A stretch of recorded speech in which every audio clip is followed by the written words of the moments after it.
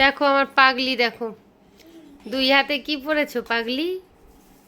ও মা, কি এটা?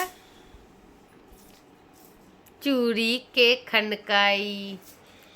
দু হাতে চুড়ি পরেছে, একটা দুধের জলের বোতল নিয়েছে, একটা এই যে দেখো পাগল একটা পুতুল, আর এই যে বন্দুক। সারা দিন এইসবই করতে থাকে। এদিকে চলে আসো।